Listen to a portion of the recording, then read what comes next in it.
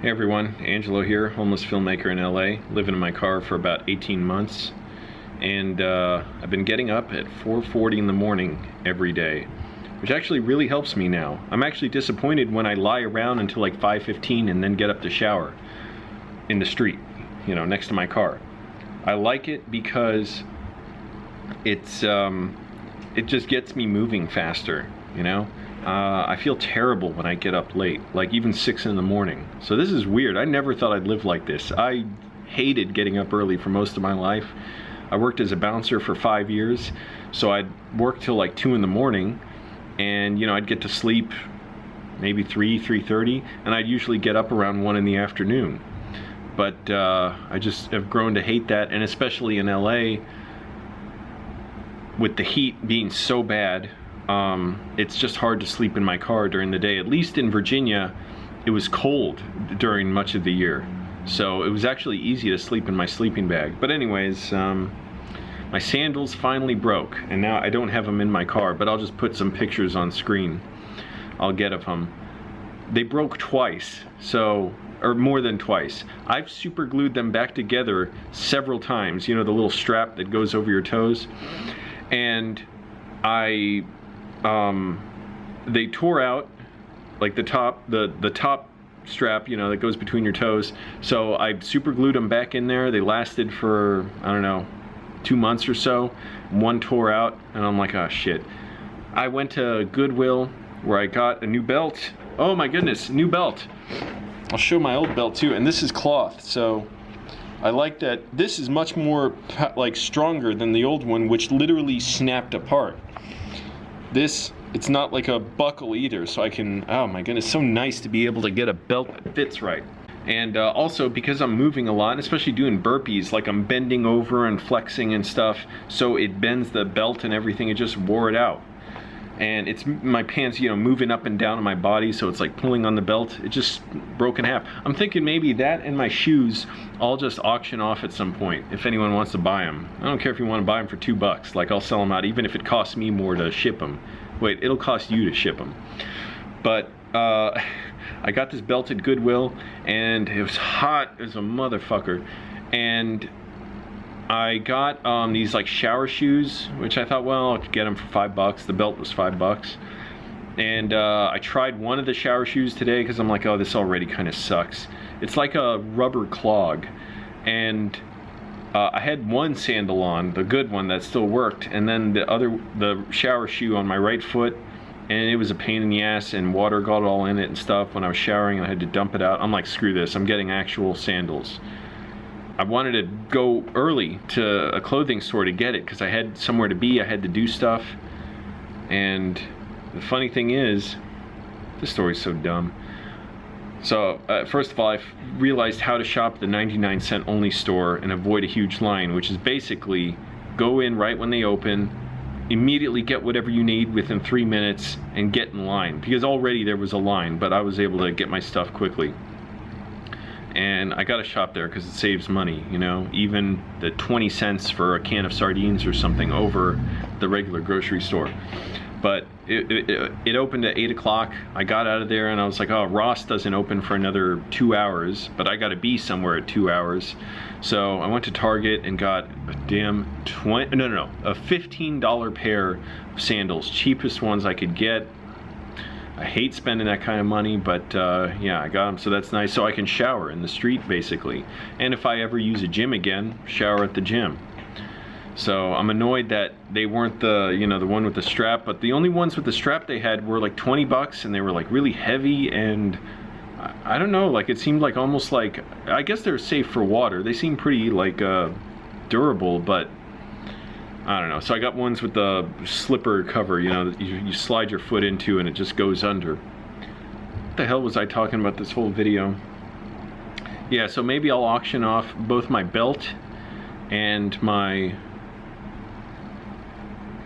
sandals. I was gonna say slippers. Also, I watched this documentary, I'll link to it. It's about mobile home dwellers, like RV livers and people who live in vans and RVs and who really enjoy it and love it. And it was a lot of older people who do it, like they, you know, basically they had health problems or divorced, or weren't going to have much money for retirement. They figured out how to do it. There were some younger people too, and they talked about how they a lot of times live on BLM land, so it's Bureau of Land Management land. That's basically, it's free for anyone to camp on. The government owns it, and even if you want to like get a house there or something, it's extremely cheap. You'd have to construct it yourself, and I'm not saying you'd have power to the house. There'd be no power lines going there. But if you want to build like a shack or something, which I kind of thought about doing, I'm like, if I could live there, I know it'd be not really my thing. It's too far away. That's the problem. But if I could have a house that's like solar powered, and I've seen one of those tiny homes where they're able to have somehow power to cook or heat to cook with, like, they use fertilizer, like biodegradable stuff, and bacteria eats it up and creates heat. I don't know. But they were off the grid, this family that lived in this home, and they had enough power to like wash their clothes and everything using solar and that biofuel stuff. But I was thinking, man, maybe I should just do that. I saw in Victorville, which is a couple-hour drive from here, there's BLM land, and I could just go park there. I thought about it for 12 hours because it looks so fun in the documentary, but then I'm like, you know, I'd get bored of that so fast, and I wouldn't have anywhere to charge my stuff, and I'd just be stuck. Maybe it'd be good sometime just to go out and film there for a day or two, film something there, you know, where nobody's going to bother me, but decided not to do it. So I can't believe I'm getting up at 4:40 in the morning. No drunks harassed me today at the park. They were screaming by where I was sleeping, though. I can't stand it when this ridiculous, boisterous screaming you hear around 3 in the morning or 4 in the morning, whatever, of drunks going, like just yelling at no one or arguing with someone. I had the other night this woman just talking so loud. It was just a conversation going that was so loud for like an hour. Like, nah, you got like, it wasn't even angry yelling. It was just loud conversation. It was nuts. I'm back at work on writing, and LA is the hot spot in the country for infections. And you know, I'm just encouraging people, wear masks. It's to protect other people, not so much yourself. Be considerate of others and their space. Don't ever sneak up on people like that guy snuck up on me the other day, and at the park at like 6:20 in the morning. This guy had this crazy Clockwork Orange look on his face. Like, he was like a teenager, like 19 or 20, running up to me like, what's it called? Like leaping or something? I forget the word, something with an L, but he was kind of like hopping over to me. Like, this crazy look in his eyes. I was getting so mad that this guy coming close to me. He clearly saw me reach into my pocket and hold something. I didn't pull it out, but I had a self-defense tool. And then he kind of slowed down. I just like faced him and looked at him. And, you know, I don't know what I would have done if he was bigger or looked more aggressive or something, because I didn't want to have to hurt anyone. But I was so mad that, like, it's just such a cowardly move to try and come up to someone. And not just cowardly, stupid. You got no reason to come up to me. I have nothing to say to you if you come up to me like that. And I don't go up to other people like that, ever. And he kind of stopped, and he saw I was holding something. I said, back off. And he put his hands up like this, and he backed away. And then I listened to some of my video yesterday. I realized some of the audio is really bad on it, so I'll just tell real quickly. Like 30 minutes later or whatever, something like that, he came back, and I was exercising, and I was like, oh shit, I see this guy again. He walked by, tried saying, hey, what's up to me, even though he was like 30 feet away. I immediately go back to reaching in my pocket, just so he's aware, like, hey, don't fuck with me at all. I'm not saying I'm a tough guy, badass. It could easily end bad for me. I'd much rather avoid a fight. But that stupid shit, like just trying to intimidate people, like, you know, I was really mad. I didn't want to deal with him. And then I saw him talking with this woman walking around the park. I'm like, oh shit. I was watching him like 100 feet away with his drunk friend with a huge beer can, who just looked like hell. And it seemed like they knew this woman, but you never really can tell. When I worked at a bar as a bouncer, there were times, I swear, I didn't know if, like, you know, is this guy bothering a woman, or like, do they know each other? And it went both ways many times, to where more often I would think like, oh, is he bothering someone? And it turns out, oh no, they know each other, they're cool, you know, they're fine. Or sometimes thinking, oh, it seems totally cool, like they know each other, and no, it was just the woman was being polite, like she didn't want to anger him, but a guy was just in her space. So they were talking, and I'm just watching kind of far away and trying to work out a little, but you know, I know even from 100 feet, if he wants to run up to me and stuff, he could attack me in a few seconds. So I'm not trying to be too distracted. And then I turn my head and I hear a like it was obviously a stun gun. So someone fired it. I didn't know who, and nobody was hurt. Like nobody seemed agitated. It seemed like, I don't know, maybe the woman just flashed it, you know, and fired it a little bit just to show, hey, don't come near me. Or maybe the guy fired it a little. I can't tell. But the woman seemed real calm, like no one got hit with it or hurt. And then she walked away, and then another guy came over to the